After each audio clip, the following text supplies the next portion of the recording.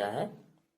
Okay, chemistry is the branch of science in which we learn about physical and chemical properties and relation of substances.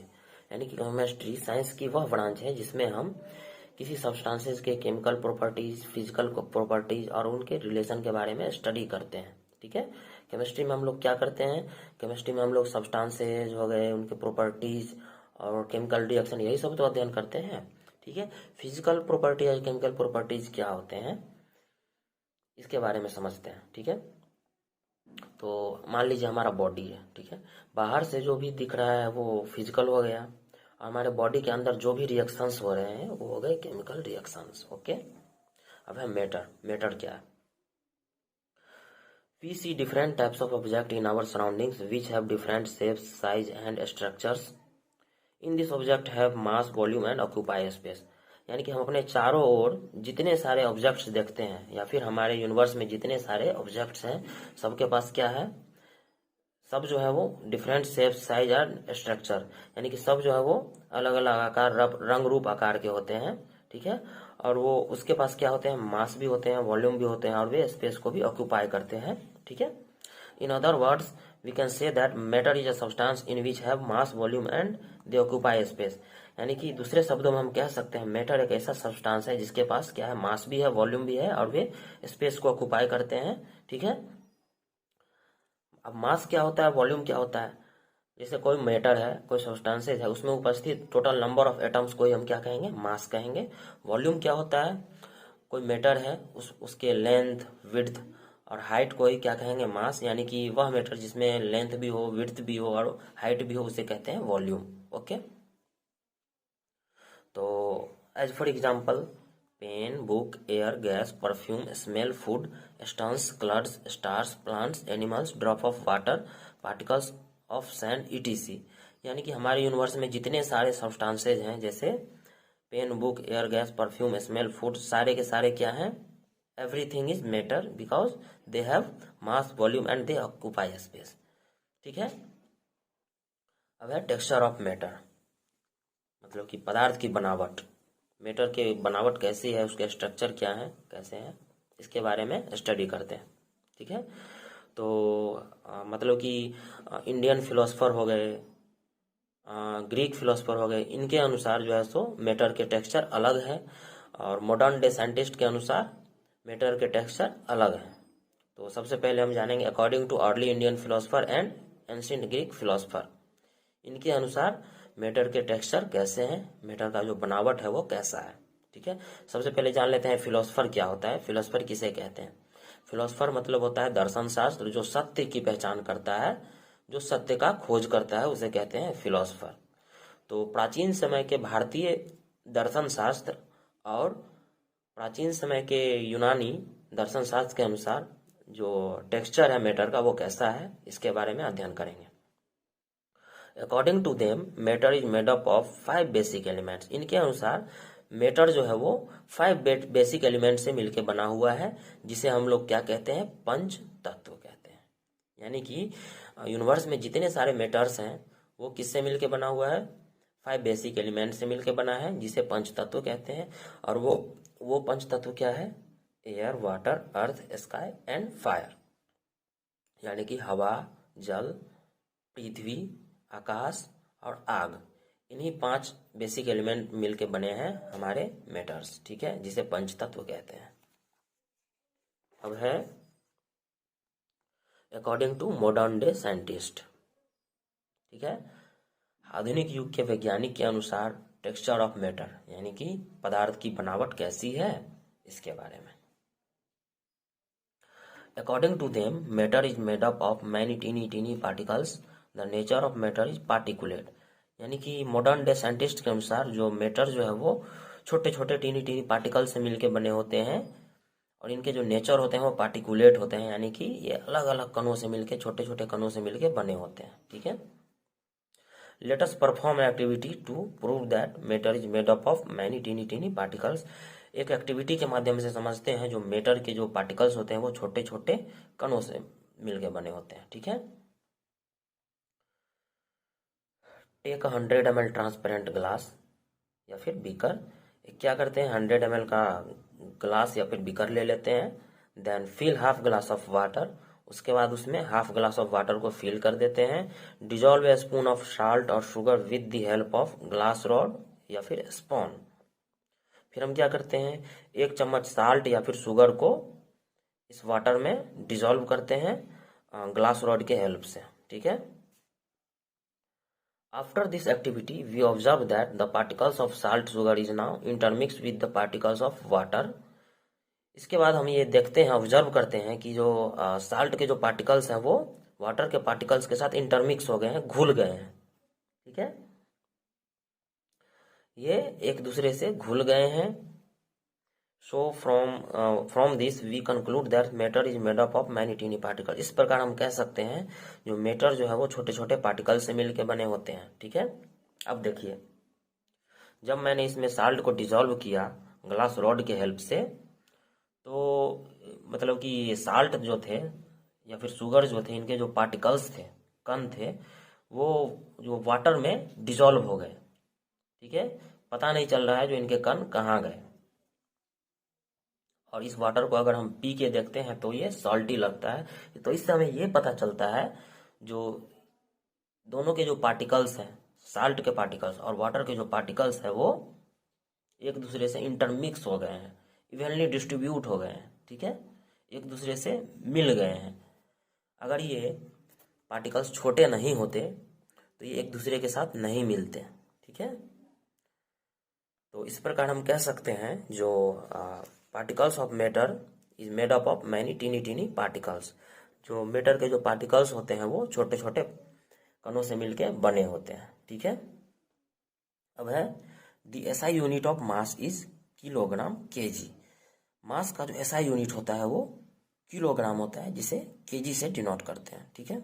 SI unit मतलब होता है international system of unit, okay. अब है the SI unit of volume is cubic metre. Volume का जो SI unit होता है वो क्यूबिक मीटर होता है, जिसे मीटर क्यूब से डिनोट करते हैं। 1 litre equal to 1000 millilitre, 1 kg equal to 1000 gram and 1 metre equal to 100 centimetre, okay. Next,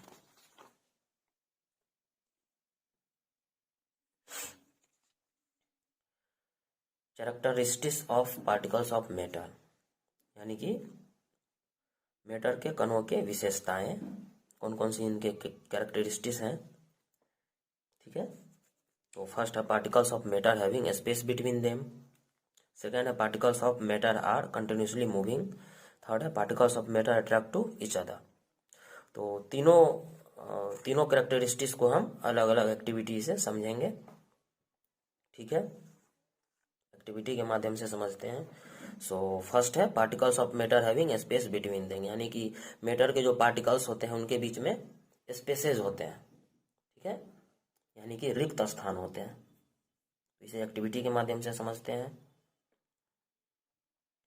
we know that matter is made up of many tiny particles. हम लोग जानते हैं जो मैटर जो होते हैं वो छोटे छोटे पार्टिकल से मिलकर बनते हैं।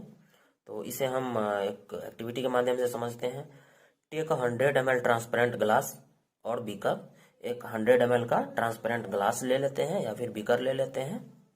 Fill half glass of water and mark them. फिर हम क्या करते हैं, इसमें हाफ ग्लास ऑफ वाटर को फिल कर देते हैं, भर देते हैं, और वाटर के लेवल को मार्क कर देते हैं। यहाँ पे देखिए, जैसे कि फिगर 2 में दिखाया गया है, जो वाटर के लेवल को मार्क कर दिया गया है। Then dissolve a spoon of salt और sugar with the help of glass rod और स्पून। फिर क्या करते हैं, 1 चम्मच शुगर या फिर साल्ट को इस मतलब कि वाटर में क्या करते हैं, ग्लास रॉड के हेल्प से डिजोल्व करते हैं, ठीक है, जैसे कि इसमें दिखाया गया है। एक ग्लास ले लिए, ठीक है, 100 ml का एक ग्लास ले लिए, फिर उसमें हाफ ग्लास ऑफ वाटर को फिल कर दिए और वाटर के लेवल को मार्क कर दिए। फिर मैंने 1 चम्मच साल्ट या फिर शुगर को इसमें डिजोल्व किया ग्लास रॉड, यह है ग्लास रॉड की हेल्प से, ठीक है। अब देखिए, after this we observe that the particles of salt और sugar evenly distributed with the particles of water and still water level is not change. यानी कि इसके बाद मैंने ये ऑब्जर्व किया, जो साल्ट या फिर शुगर के जो पार्टिकल्स हैं वो वाटर के पार्टिकल्स के साथ इवनली डिस्ट्रीब्यूट हो गए हैं, यानी कि एक दूसरे से इवनली मिल गए हैं। और वाटर का जो लेवल है वो अभी तक वैसा ही है जैसा पहले था, इसमें कोई चेंजिंग नहीं हुआ है। ठीक है, तो इससे हमें ये पता चलता है जो वाटर के जो पार्टिकल्स थे इसके बीच में इनफ स्पेस था, यानी कि बहुत सारा रिक्त स्थान था, जिसके कारण वाटर का लेवल चेंज नहीं हुआ। ठीक है, it happened because there is enough space between particles of matter. ये ऐसा इसीलिए हुआ क्योंकि मैटर के जो पार्टिकल्स है उसके बीच में बहुत सारा स्पेस था, enough space. Okay, when we dissolve salt in water then particles of salt get into the space between particles of water। जब मैंने पानी में साल्ट को डिजोल्व किया तो साल्ट के जो पार्टिकल्स है वो वाटर के पार्टिकल्स के बीच में अपना जगह बना लिया। ठीक है, द स्पेस बिटवीन पार्टिकल्स। अब पार्टिकल्स के बीच में जो स्पेसेस होते हैं वो अलग अलग समझेंगे, सॉलिड्स में कितने होते हैं, लिक्विड में कितने होते हैं, गैस में कितने होते हैं। सो सॉलिड में मिनिमम, यानी कि सॉलिड में जो पार्टिकल्स होते हैं मैटर के वो बहुत कम होते हैं, मिनिमम होते हैं। लिक्विड में मोर देन सॉलिड, यानी कि लिक्विड में जो होते हैं पार्टिकल्स के बीच में जो स्पेसेस होते हैं वो सॉलिड से ज़्यादा होता है। और गैस में मैक्सिमम, गैस में जो स्पेस होते हैं, गैस के पार्टिकल्स के बीच में जो स्पेस होते हैं वो बहुत ज़्यादा होते हैं। ठीक है, अब सेकंड है particles of matter are continuously moving, यानी कि मैटर के जो पार्टिकल्स हैं वो लगातार मूव करते रहते हैं। इसे हम एक्टिविटी के माध्यम से समझेंगे। ठीक है, तो take a transparent glass beaker. मैंने एक ट्रांसपेरेंट ग्लास लिया या फिर एक बीकर ले लिया। Fill half glass of water, फिर मैंने उसमें क्या कर दिया, वाटर को फिल कर दिया। हाफ ग्लास ऑफ वाटर को मैंने फिल कर दिया। Put a drop of red blue ink slowly, फिर मैंने ड्रॉपर के सहायता से मैंने इसमें रेड या फिर ब्लू इंक को इसमें डाला धीरे धीरे। ठीक है, leave them in corner of your house without any disturbing, फिर मैंने इस ग्लास को रूम के कॉर्नर में रख दिया बिना किसी डिस्टर्बिंग के। ठीक है, after a while we observe that particles of ink evenly intermix with the particles of water automatically. फिर मैं कुछ ही समय के बाद मैं ये ऑब्जर्व किया जो इंक के जो पार्टिकल्स हैं वो वाटर के पार्टिकल्स के साथ ऑटोमेटिकली इंटरमिक्स हो गए हैं, यानी कि अपने आप मिल गए हैं। इसमें मैंने तो कुछ छेड़छाड़ नहीं किया था, ये अपने आप एक दूसरे से इंटरमिक्स हो गए। ठीक है, ऐसा क्यों हुआ, क्योंकि मैटर के जो पार्टिकल्स हैं वो लगातार मूव करते रहते हैं। ठीक है, so from this we conclude that particles of matter are continuously moving. इस प्रकार हम कह सकते हैं मैटर के जो पार्टिकल्स हैं वो कंटिन्यूसली मूव करते रहते हैं। Okay, particles movement. अब हम जानेंगे पार्टिकल्स का जो मूवमेंट है वो सॉलिड में कैसा होता है, लिक्विड में कैसा होता है, गैस में कैसा होता है। तो सॉलिड में जो पार्टिकल्स का मूवमेंट है वो बहुत कम होता है। ठीक है, लिक्विड में मोर देन सॉलिड, लिक्विड में जो पार्टिकल्स का मूवमेंट है वो सॉलिड से ज़्यादा होता है। और गैस में सबसे ज़्यादा होता है पार्टिकल्स का मूवमेंट। यही कारण है जब हम लोग परफ्यूम या फिर सेंट लगाते हैं अपने बॉडी पे तो वो पूरे रूम में बहुत तेजी से फैल जाते हैं, अपने आप फैल जाते हैं। ठीक है, और वो काफ़ी लंबे समय तक रहते हैं। ठीक है, अब थर्ड है particles of matter attract to each other, यानी मैटर के जो पार्टिकल्स हैं उन वो जो है अपने आप वो एक दूसरे को अट्रैक्ट करते हैं, उनके बीच में अट्रैक्शन पावर होता है। ठीक है, तो इसे भी हम एक एक्टिविटी के माध्यम से समझते हैं। गो नियर वाटर टैप, हमें एक वाटर टैप के नज़दीक जाना है, एक नल के पास जाना है। स्टार्ट द वाटर टैप, फिर क्या करना है, वाटर टैप को स्टार्ट कर देना है। Try to cut the water flow with the help of your one finger, फिर क्या करना है, वाटर फ्लो जो हो रहा है इसे अपने एक उंगली की सहायता से कट करने का कोशिश करना है। तो हम ये देखते हैं जो वाटर का जो रूट है वो यहाँ पे चेंज तो हो गया है लेकिन नीचे आके ये फिर से एक दूसरे से मिल गया। ठीक है, ऐसा क्यों हुआ, क्योंकि मतलब कि वाटर के जो पार्टिकल्स हैं वो एक दूसरे को अट्रैक्ट करते हैं। ठीक है। इसे तो जो है सो इसके रूट को तो चेंज हो जाना चाहिए था। जब मैंने वाटर के फ्लो को कट करने का कोशिश किया तो इसके जो पार्टिकल्स हैं इन्हें तो अलग अलग हो जाना चाहिए था। ये अलग अलग क्यों नहीं हुआ, नीचे आके फिर से वो एक साथ हो गए। ऐसा इसीलिए हुआ क्योंकि वाटर के जो पार्टिकल्स हैं वो एक दूसरे को अट्रैक्ट करते हैं। वेट,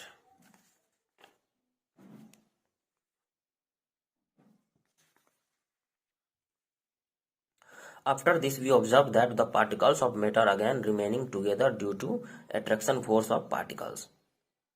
इसके बाद मैंने ये ऑब्जर्व किया जो वाटर के जो पार्टिकल्स हैं वो फिर से एक दूसरे के साथ हो गए हैं, remaining together due to attraction force of particles. फिर से वो एक दूसरे के साथ हो गए हैं। ऐसा इसलिए हुआ क्योंकि वाटर के जो पार्टिकल्स है उसके बीच में क्या है, अट्रैक्शन फोर्स है। Okay, so we can say that the particles of matter attract to each other. तो इस प्रकार हम कह सकते हैं मैटर के पार्टिकल्स एक दूसरे को अट्रैक्ट करते हैं। ठीक है। अब अट्रैक्शन फोर्स ऑफ पार्टिकल्स, यानी कि पार्टिकल्स का जो अट्रैक्शन फोर्स है वो सॉलिड में कितना होता है, लिक्विड में और गैस में कितना होता है। ठीक है। सॉलिड में मैक्सिमम होता है। ठीक है, सॉलिड में जो अट्रैक्शन फोर्स होता है उसके पार्टिकल्स में मैक्सिमम होता है। लिक्विड में इंटरमीडिएट यानी कि मध्यम होता है और गैस में निग्लिजिबल यानी कि नहीं के बराबर होता है। यही कारण है जो गैस आसानी से फैल जाता है। ठीक है। The force of attraction between the particles of gas is very less, that's why gas flies away easily. Gas के पार्टिकल्स के बीच में जो फोर्स होते हैं, अट्रैक्शन फोर्स होते हैं, वो बहुत कम होते हैं। यही कारण है, इसीलिए गैस जो है वो आसानी से उड़ जाते हैं। अब है next topic, effect of temperature on particles of matter, यानी कि मैटर के पार्टिकल्स पर तापमान का प्रभाव। इसे भी हम एक्टिविटी के माध्यम से समझेंगे। We know that particles possesses kinetic energy, as the temperature rise then kinetic energy increase, so particles moves faster. हम लोग जानते हैं जो मैटर के जो पार्टिकल्स हैं उसमें गतिज ऊर्जा होती है, यानी कि काइनेटिक एनर्जी होते हैं। जैसे जैसे उसका हम टेम्परेचर को राइज करते हैं, बढ़ाते हैं, तो उसकी गतिज ऊर्जा यानी कि काइनेटिक एनर्जी बढ़ जाती है और पार्टिकल्स जो है वो तेजी से मूव्स करने लगते हैं। ठीक है। तो इसे हम एक्टिविटी से समझते हैं। Late us perform activity. Put a spoon of salt in a glass of hot water and another containing cold water। हम एक गिलास जो है सो गर्म पानी लेते हैं और ये दूसरे गिलास में ठंडा वाटर यानी कि ठंडा पानी लेते हैं और इसमें गर्म पानी में मैं एक चम्मच साल्ट को डालता हूँ। ठीक है। और ठंडे पानी में भी एक चम्मच साल्ट को डालता हूँ। ठीक है। After this we observe that the particles of salt और sugar is moves faster in hot water as compare to cold water. तो इस प्रकार हम देखते हैं जो मैंने हॉट वाटर में जो साल्ट डाला था वो तेजी से मूव्स कर रहे हैं कंपेयर टू कोल्ड वाटर, यानी कि कोल्ड वाटर में जो मैंने साल्ट डाला उसके अकॉर्डिंग, उसके कंपेयर में हॉट वाटर में जो साल्ट है वो तेजी से मूव कर रहे हैं। ठीक है।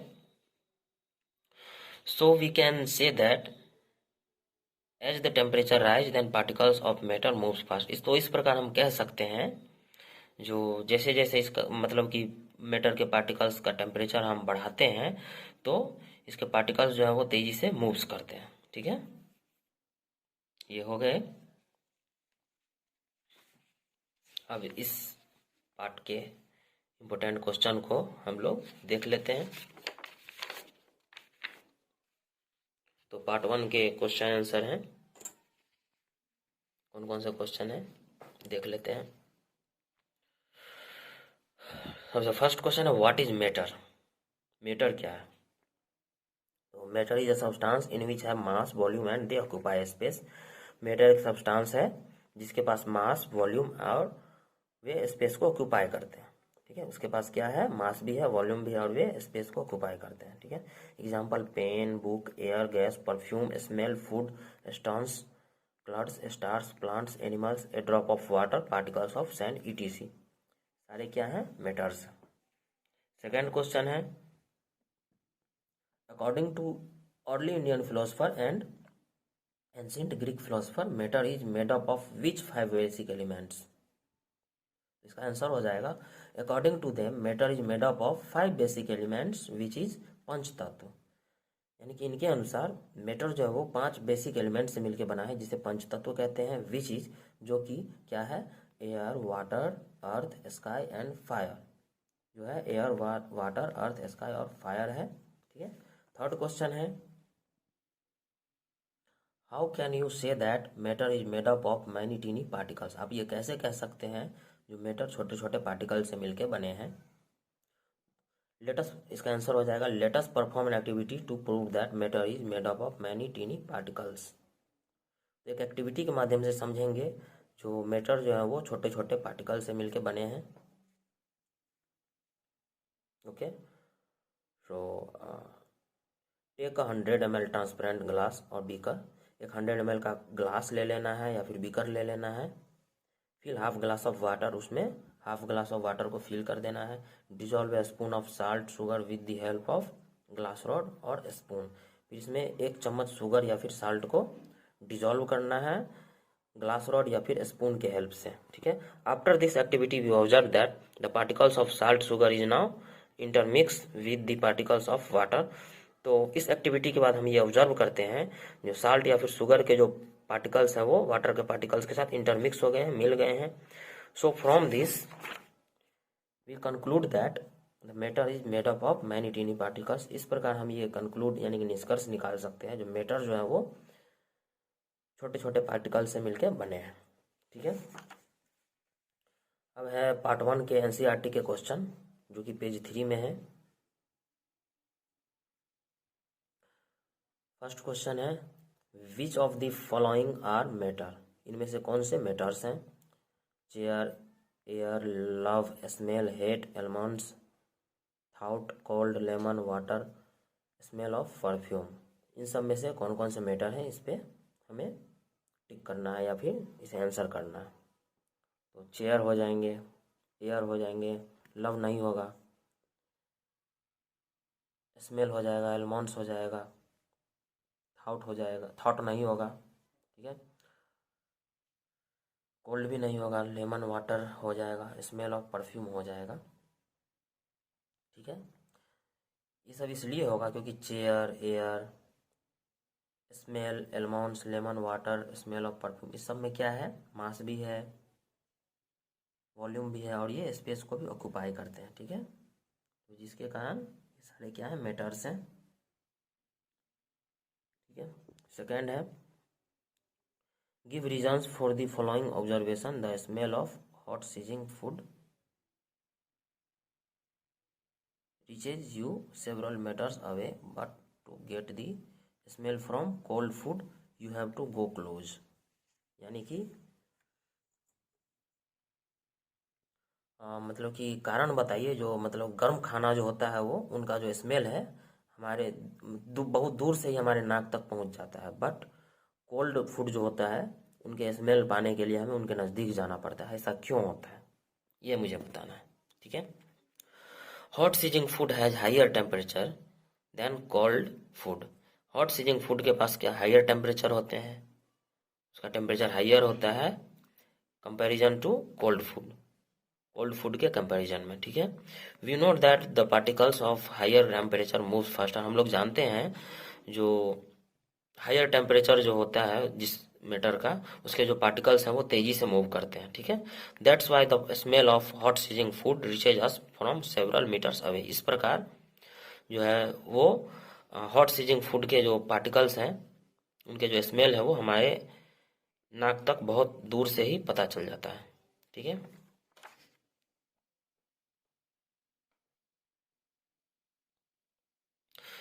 थर्ड क्वेश्चन है a diver is able to cut through water in a swimming pool which properties of matter does this observation show.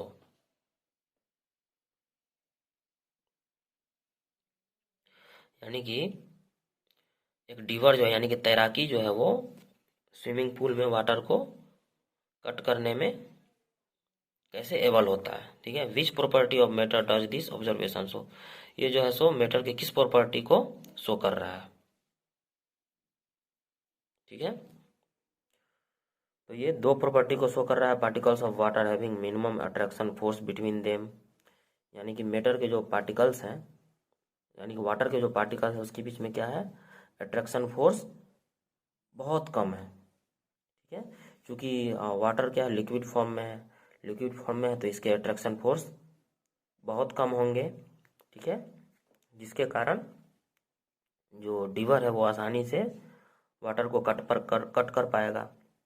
ठीक है, सेकेंड है particles of water having enough space between them, यानी कि water के जो particles है उसके बीच में बहुत ज़्यादा स्पेसेज होते हैं, जिसके कारण डिवर जो है वो आसानी से वाटर को कट कर पाता है। अब देखिए मैं एक एग्जांपल लेता हूँ। एक तरफ मान लीजिए मैं एक बर्फ़ का सिल्ला ले लिया, दूसरी तरफ वाटर है। अगर मैं आपको बोलूँ बर्फ़ पे तैरने के लिए, स्विम करने के लिए, तो क्या आप कर पाओगे? नहीं कर पाएंगे। क्यों? क्योंकि आइस जो है वो सॉलिड फॉर्म में है और उसके पार्टिकल्स के बीच में जो स्पेसेज हैं वो बहुत कम है और इसके अट्रैक्शन पावर भी बहुत ज़्यादा है, जिसके कारण आइस को हम कट नहीं कर पाएंगे। ठीक है, और दूसरी तरफ वाटर है, वाटर लिक्विड फॉर्म में है, इनके बीच जो स्पेसेज होते हैं वो काफ़ी ज़्यादा होते हैं और इनके अट्रैक्शन पावर जो है वो कम होता है, जिसके कारण जो डिवर है वो वाटर को आसानी से कट कर पाता है। ओके, फोर्थ क्वेश्चन है